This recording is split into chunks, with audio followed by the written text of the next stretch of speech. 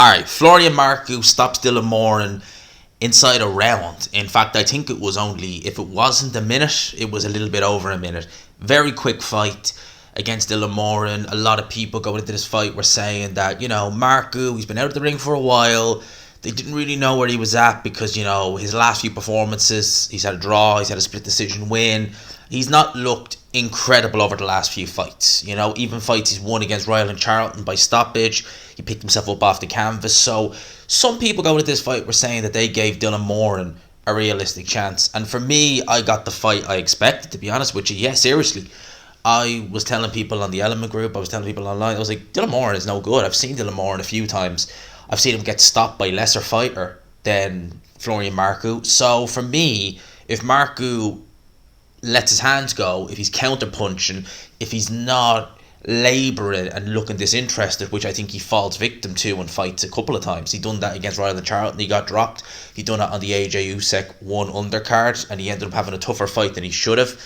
He's done it a few times in fights, Marku, where he's just almost a bit like Filip Hrgovic, where he's just looked disinterested at times. And maybe he's been in control and let the opponent in because he's just not bothered going through the gears. Against Dylan Moran, who has no real chin, he's not a particularly good. He's not great, Dylan Moran. No offense, but I can only say what I see. He's not amazing. So I thought, okay, if Marku turns up, he wins. He wins inside 3 rounds. And that's what happened. Dylan Moran was establishing his jab early on. Marku in the past wasted a lot of energy with head movement. Not that it was bad, but sometimes he was doing it unnecessarily, wasting a lot of energy.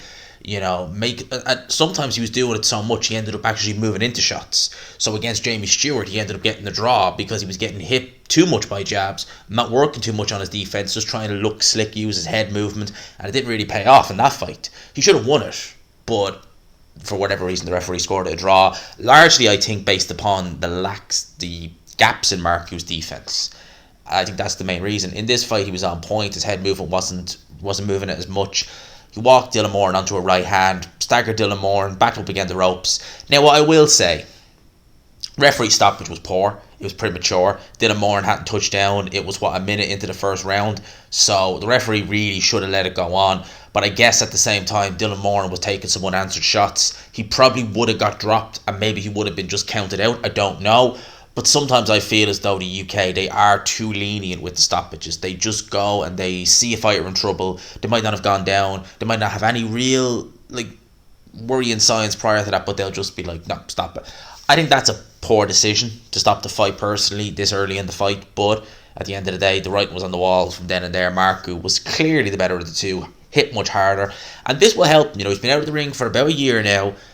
Some people have kind of stopped talking about him as much. He was being taught. I remember when he fought on DAZN on the AJ Pulev undercard, there was the commentators, who I can't remember who it was. It might have been Chris Mannix and someone else, I'm not sure. They were saying he was ready for world level at welterweight then. I was like, nah, man. He ain't ready for world level just yet. He's gone back down to 140.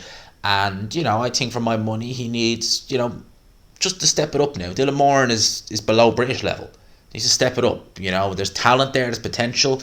He needs to step it up. More performances like this will do good. Let me know your thoughts in the comment section below. Florian Marku makes his return, first round KO. Hope you enjoyed the video, people. If you did, smash the like button, hit subscribe if you haven't already. We'll chat to you at about 9 o'clock for the live watch along. I'll chat to you then. Peace.